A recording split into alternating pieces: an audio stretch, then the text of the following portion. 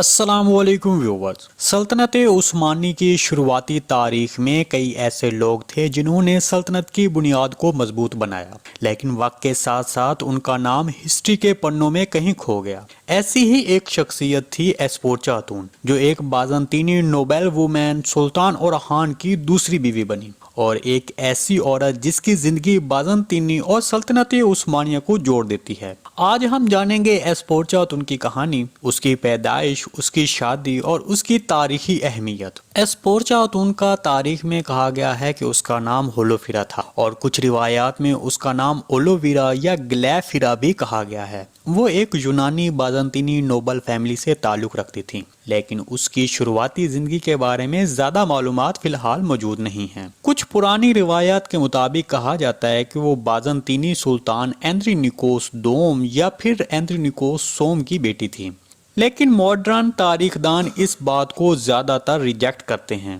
اس کی وجہ time line ہے۔ اندرونیکوس سوم خود 1296 میں پیدا ہوا تھا، جبکہ ایسپورچا خاتون کا بیٹا 1310 میں پیدا ہو چکا تھا، اس لیے یہ روایات ہسٹری کے مطابق ٹھیک نہیں لگتی۔ ایک اور تھیوری کہتی ہے کہ شاید وہ بلیجی کے بازنطینی گورنر کی بیٹی تھی، جسے سلطنت عثمانیہ نے فتح کیا تھا، لیکن تاریخ دان اس پر بھی متفق نہیں ہیں۔ اس لیے ایسپورچا خاتون آج بھی سلطنت عثمانیہ کی تاریخ کی سب سے مسٹری عورتوں میں سے ایک مانی جاتی ہیں۔ ایسپورچا خاتون کی شادی اورحان بے یعنی عثمان غازی کے بیٹے سے تقریباً 1310 کے قریب ہوئی۔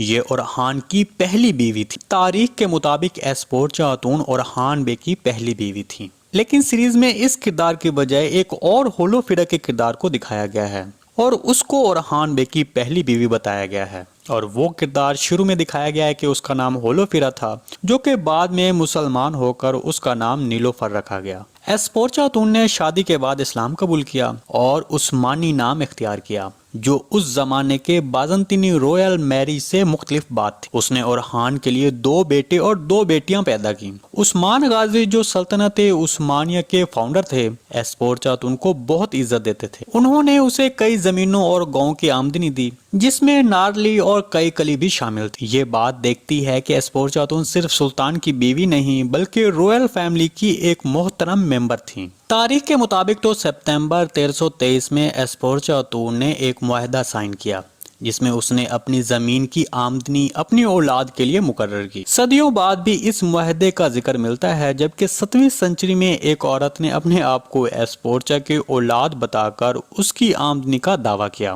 ایسپورچا خاتون نے اپنے شوہر سلطان اورحان کی وفات بھی دیکھی، جو کہ 1362 میں ہوئی، لیکن اس کے بعد اس کی زندگی میں ایک بڑا صدمہ بھی آیا۔ اس کا بیٹا ابراہیم بے نئے سلطان مراد کے حکم پر قتل کر دیا گیا۔ مراد ون اورحان کی دوسری بیوی نیلوفر خاتون سے بیٹا تھا۔ اس زمانے میں طاقت کے لیے بھائیوں کے درمیان ایسی سیاسی لڑائیاں عام تھیں۔ ایسپورچا خاتون کی وفات برسا میں ہوئی اور سلطان اورحان کے مقبرے کے ساتھ اس کو دفن کیا گیا۔ اس کے علاوہ دوستو، کرولوس اورحان سیریز میں ایسپورچا خاتون کا کردار ترکش ایکٹر الینا بوز ادا کر رہی ہیں۔ ہم آنے والی کسی بھی ویڈیو میں الینا بوز کے کردار کے بارے میں بھی مزید بات کریں گے۔ جی دوستو، اگر آپ کو آج کی ویڈیو ہماری پسند آئی تو اس کے لیے ویڈیو کو لائک کر دیں اور چینل کو سبسکرائب کر دیں، اور اگر آپ تک ہماری ویڈیو بر وقت نہیں پہنچ رہی تو بیل آئیکن لازمی پریس کر لیں، تاکہ ہر آنے والی نئی ویڈیو کا نوٹیفیکیشن آپ تک بر وقت پہنچتا رہے۔ ویڈیو اچھی لگی تو اس کو لائک شیئر کر دیں۔ ملتے ہیں کسی نئی ویڈیو کے ساتھ، اب تک کے لیے اللہ حافظ۔